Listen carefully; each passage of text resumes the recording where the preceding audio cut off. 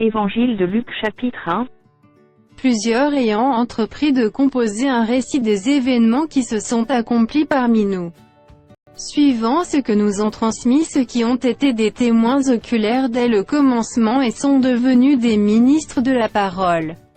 Il m'a aussi semblé bon après avoir fait des recherches exactes sur toutes ces choses depuis leur origine, de te les exposer par écrit d'une manière suivie, excellente Théophile, afin que tu reconnaisses la certitude des enseignements que tu as reçus.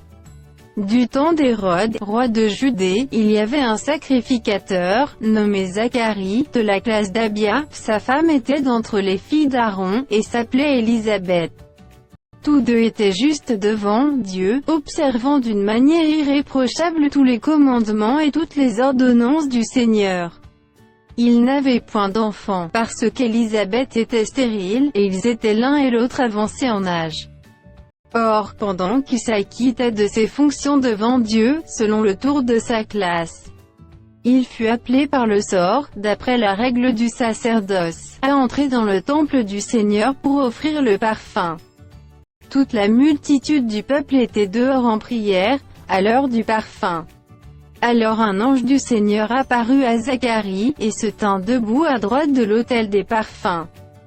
Zacharie fut troublé en le voyant, et la frayeur s'empara de lui. Mais l'ange lui dit, « Ne crains point, Zacharie, car ta prière a été exaucée. Ta femme Élisabeth t'enfantera un fils, et tu lui donneras le nom de Jean.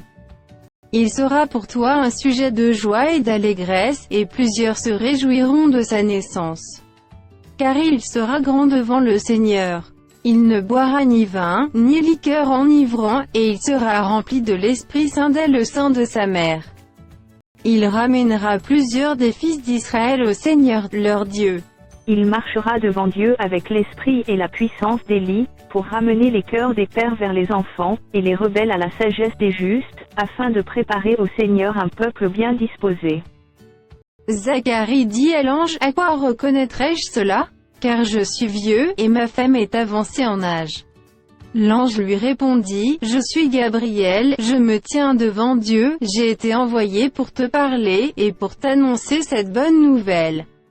Et voici, tu seras muet, et tu ne pourras parler jusqu'au jour où ces choses arriveront, parce que tu n'as pas cru à mes paroles, qui s'accompliront en leur temps. » Cependant, le peuple attendait Zacharie, s'étonnant de ce qu'il restait si longtemps dans le temple.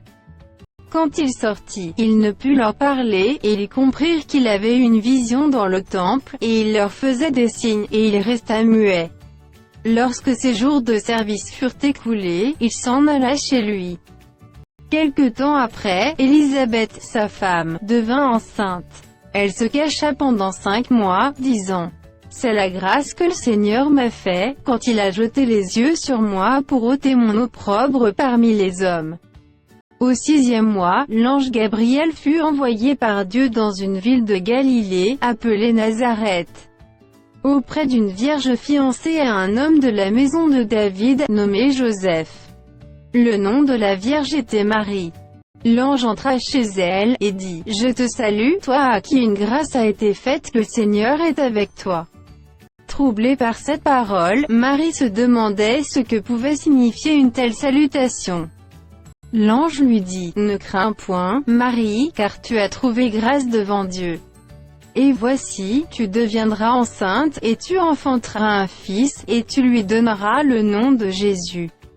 Il sera grand et sera appelé Fils du Très-Haut, et le Seigneur Dieu lui donnera le trône de David, son père. Il régnera sur la maison de Jacob éternellement, et son règne n'aura point de fin. » Marie dit à l'ange, « Comment cela se fera-t-il, puisque je ne connais point d'homme ?» L'ange lui répondit, « Le Saint-Esprit viendra sur toi, et la puissance du Très-Haut te couvrira de son ombre. C'est pourquoi le Saint-Enfant qui naîtra de toi sera appelé Fils de Dieu. Voici, Élisabeth, ta parent, a conçu elle aussi, un fils en sa vieillesse, et celle qui était appelée stérile est dans son 6e mois. Car rien n'est impossible à Dieu. » Marie dit, « Je suis la servante du Seigneur, qu'il me soit fait selon ta parole. » Et l'ange la quitta. Dans ce même temps, Marie se leva, et s'en alla en hâte vers les montagnes, dans une ville de Juda. Elle entra dans la maison de Zacharie, et salua Élisabeth. Dès qu'Élisabeth entendit la salutation de Marie, son enfant tressaillit dans son sein, et elle fut remplie du Saint-Esprit. Elle s'écria d'une voix forte, « Tu es bénie entre les femmes, et le fruit de ton sein est béni. Comment m'a-t-il accordé que la mère de mon Seigneur vienne auprès de moi? Car voici, aussitôt que la voix de ta salutation a frappé mon oreille, l'enfant a tressailli d'allégresse dans mon sein. Heureuse celle qui a cru, parce que les choses qui lui ont été dites de la part du Seigneur auront leur accomplissement. » Et Marie dit, « Mon âme exalte le Seigneur. Et mon esprit se réjouit en Dieu, mon Sauveur. Parce qu'il a jeté les yeux sur la bassesse de sa servante.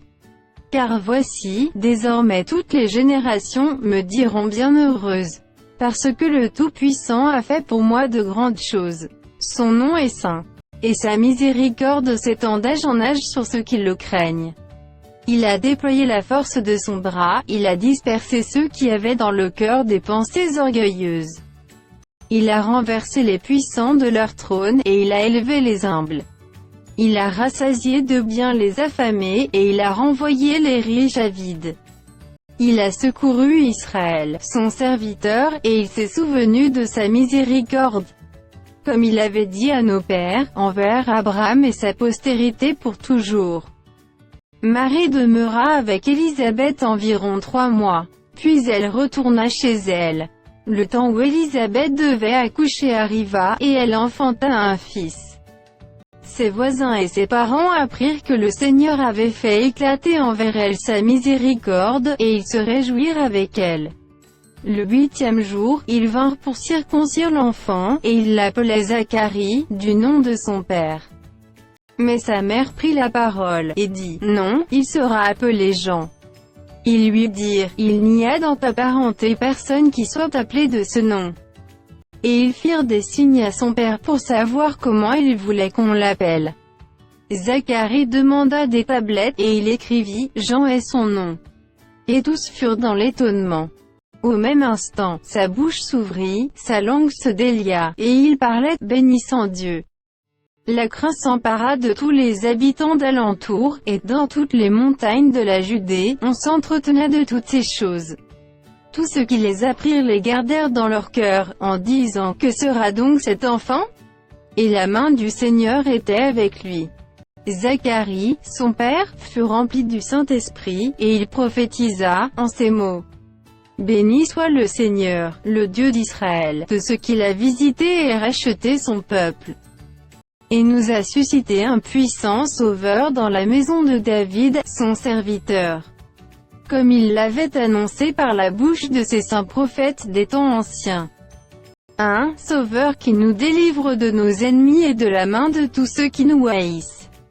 C'est ainsi qu'il manifeste sa miséricorde envers nos pères, et se souvient de sa sainte alliance. Selon le serment par lequel il avait juré à Abraham, notre père, de nous permettre, après que nous serions délivrés de la main de nos ennemis, de le servir sans crainte, en marchant devant lui dans la sainteté et dans la justice tous les jours de notre vie. Et toi, petit enfant, tu seras appelé prophète du Très-Haut, car tu marcheras devant la face du Seigneur pour préparer ses voies, afin de donner à son peuple la connaissance du salut par le pardon de ses péchés, grâce aux entrailles de la miséricorde de notre Dieu, en vertu de laquelle le soleil levant nous a visités d'en haut, pour éclairer ceux qui sont assis dans les ténèbres et dans l'ombre de la mort, pour diriger nos pas dans le chemin de la paix. Or, l'enfant croissait, et se fortifiait en esprit.